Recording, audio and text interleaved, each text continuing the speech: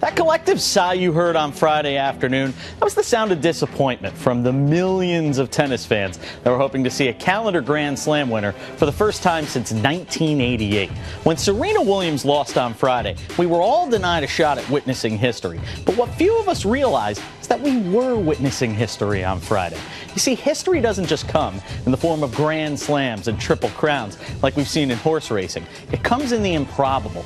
It comes in the form of a relative unknown named Roberta Vinci, a woman whose second serve at just under 70 miles per hour was one that I could have pounded across the court for a winner with relative ease. All right, maybe that's exaggerating a little. But this was Buster Douglas knocks out Mike Tyson in Tokyo big. This was Kirk Gibson hitting the miracle home run off Dennis Eckersley big. Vinci was a 13-1 underdog to upset Williams in this match. Let me put that in some sort of perspective for you. It's essentially the same odds that Andre Berto had to get a win over Floyd Mayweather Saturday night in Las Vegas, and we all saw how that went. Yeah, sure, 10 and 20 years from now, nobody will remember who won this U.S. Open women's final between two unheralded Italians, but they will remember this win by 5'5", 128-pound Roberta Vinci over the Goliath that is Serena Williams. Couple of occasional hazards. Many professionals deal with them on a daily basis. But I can't help but wonder if at this point we're focusing on the wrong occupation when it comes to the hazards that are faced each day. A study released last week concluded that 87 of 91 deceased NFL players that offered their brains to science tested positive for CTE. That's the brain disease that transforms the men you root wildly for on Sundays into mental shells of their former selves. Men that feel so desperate for relief from the symptoms of the cumulative concussions suffered throughout their career that death, even at their own hands, seems like a better alternative. While I feel sympathetic to a degree for the families of those who have taken their own lives, I often think some perspective needs to be brought to the issue. This isn't 20 years ago. It isn't even 10 years ago. If you're playing football for a paycheck, you know the score.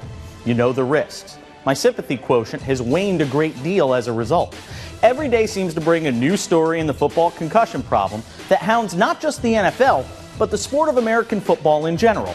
Let me help spell it out for those playing football for a paycheck many of us couldn't even dream of seeing. If you choose to play this game, then there's the realistic chance you could come out of it far different than you did going into it. Slurred speech, dementia, depression could be a big part of your future.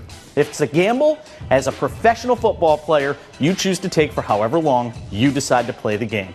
You may come out of the game just fine, with an ability to enjoy the millions you've amassed throughout your career. Or you may come out of it slurping peace through a straw.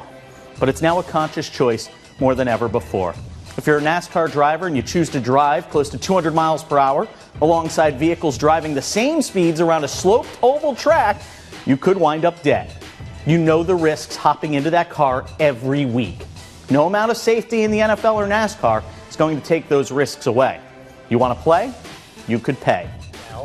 Is this stuff gambling? Yes. Or is this fantasy or somewhere in between? Of course, no, it's gambling 100% because if I'm betting on a game, I'm gambling on aspects of that game that are out of my control. I'm gambling on whether or not Aaron Rodgers is going to be able to throw a couple of touchdowns. That's the only way I'm going to win my bet if I'm betting on the Green Bay Packers. If I'm gambling in fantasy, I'm gambling on the same thing essentially. I'm just doing it on the individual players. And I will tell you this. Here's how I can tell you it's gambling.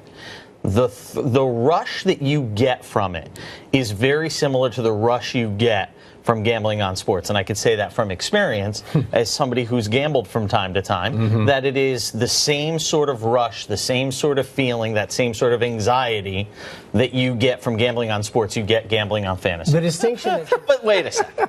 Here's the problem. Horses, you can't interview them. They can't sign autographs. They can't do Dancing with the Stars. It's a horse. 30 years ago, 37 years ago, 36 years ago, whatever it was, with affirmed in 1978, back then it mattered. Now, I'm sorry. Beyond the Belmont, it doesn't matter except for inside the Beltway, inside the horse racing industry. And even in there, well, I mean, what's little Johnny or little Susie going to say? I want to be like Bob Baffert when I go there. I want to be like that silver-haired man with the sunglasses. No, they don't care. He's not on a team. And so maybe players look at it and say, well, he came out, but look at him now. He's not in the NFL, so I'm not going to take that chance. Players are terrified looking at Michael Sam's situation. Here's a guy who led the NFL NFL in sacks in the preseason, just a little over a year ago. Here's a guy who was co-SEC Defensive Player of the Year, barely got drafted, and he doesn't have a job in the NFL. So there are guys who are watching this from the sidelines, so to speak, and saying, why do we want to take that chance? You also have to understand, there's agents, there's PR people, there are family members probably in the ears of these players. I can only relate it to myself. A few years ago, I decided to come out publicly. About half the people I consulted before coming out publicly said, great idea. The other half said, it's career suicide. So you have those different voices in your ear that are going to try and convince you one way or the other what is the right way to go. And the only examples we have right now are Jason Collins, Michael Sam, and a guy named Robbie Rogers who plays on the LA Galaxy.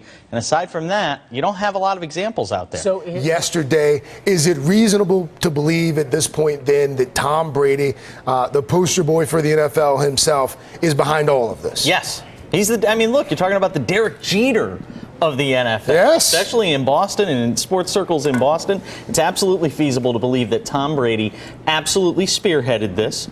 Look, we had Brad Johnson talking about paying $7,500 to ball boys in the Super Bowl over a decade ago to have them scuff up footballs just so they'd be to his quality and the way he wanted them to be. Why wouldn't Tom Brady be doing the same thing? Is this a common practice throughout the league? Sounds like it is. If you listen to a lot of the quarterbacks around the league, Aaron Rodgers has talked about trying to get in a little bit of an advantage, having it overinflated.